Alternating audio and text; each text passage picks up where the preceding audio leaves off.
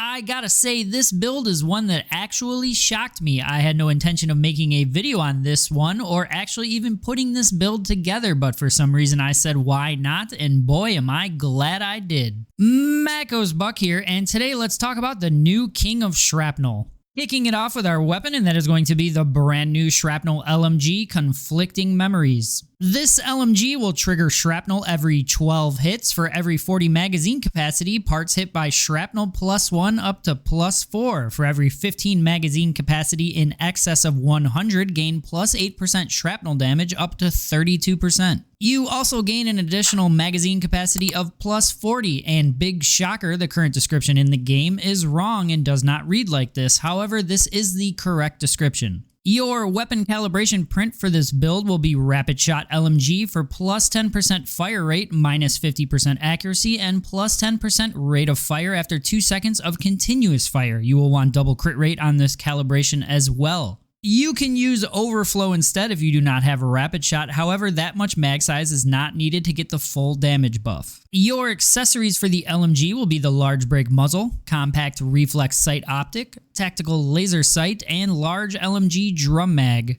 Your weapon mod will be Shatter Them All Violent. The more shrapnel parts hit, the higher the shrapnel damage, each part +15% up to 45%. Now that our weapon is fully set up, let's go over our key armor piece, and the best in slot is going to be the Cage Helmet. The Cage Helmet grants shrapnel trigger count +1, which is going to perfectly synergize with our LMG. You're going to be proccing so many shrapnel hits, you'll barely be able to see the bosses you're shooting. Moving on to our gear set setup, and we will be stacking crit rate, crit damage, and weapon damage. So we will be going with 4 pieces of the Lone Wolf gear set and 1 piece of the Bastille gear set. 4 pieces of Lone Wolf grant 10% mag capacity, 5% crit rate. Every 2 weapon crit hits, get 1 stack of Lone Shadow. Lone Shadow grants 6% crit damage for 30 seconds and can stack up to 8 times. And 4 pieces of Lone Wolf increases max Lone Shadow stacks to 10 and grants +8% to crit rate for 2 seconds after reloading. With that 1 remaining armor piece, we will be going with Bastille to grant you +10% weapon damage when your HP is above 70%. You can also use 1 piece Renegade here for the increase to reload speed.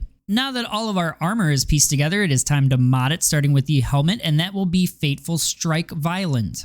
Gain 10% crit rate and 30% crit damage, but you cannot deal weak spot damage. Now, just to be clear, this does not mean you cannot hit a weak spot. It just means that when you do not get that extra damage benefit of hitting a weak spot. You could also use Momentum Up Violent on your helmets as well. Next up is the mask, and that will be Targeted Strike Violent. When hitting marked enemies, gain 10% crit rate and 25% crit damage. Moving on to the gloves, and that will be Crit Boost Violent for a flat 15% crit rate. Your shoes mod will be Covered Advance Violent, taking no damage within 4 seconds, grants 20% melee status and weapon damage for 30 seconds. Pants will be Deadshot Violent. Each crit hit by non-melee weapons grants 5% crit damage up to 45%. The effect is removed upon reloading. And lastly, the chest mod will be the Blue Crit Damage Enhancement Violent mod for +2% to crit rate and +12% to crit damage. Now that all of our gear is set up, let's go over the endgame pieces that really take a build over the top to maximize your damage output and DPS.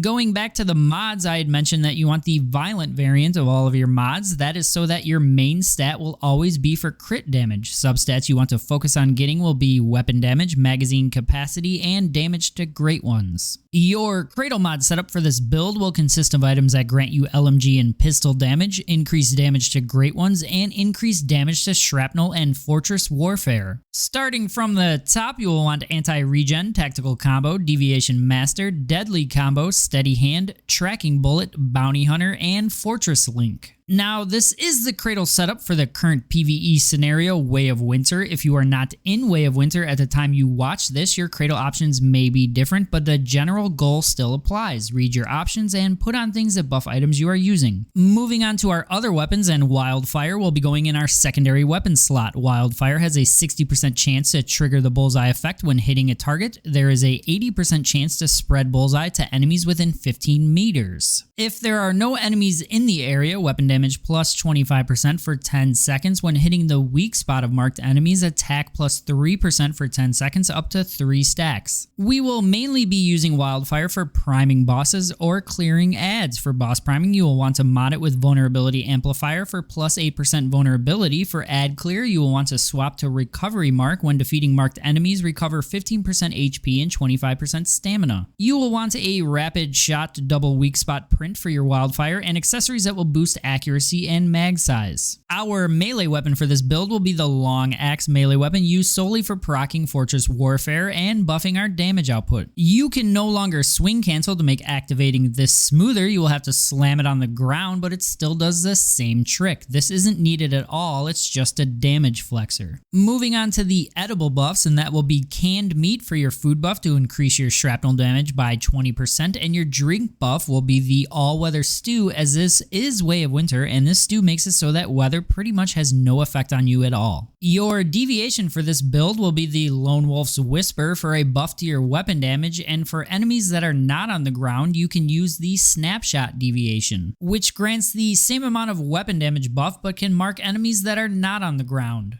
The best ammo choice for this build will be the Tungsten AP LMG ammo made with electronic parts to further increase your shrapnel damage. If you like this video, don't forget to hit that thumbs up, subscribe, and turn those notifications on. See you next time.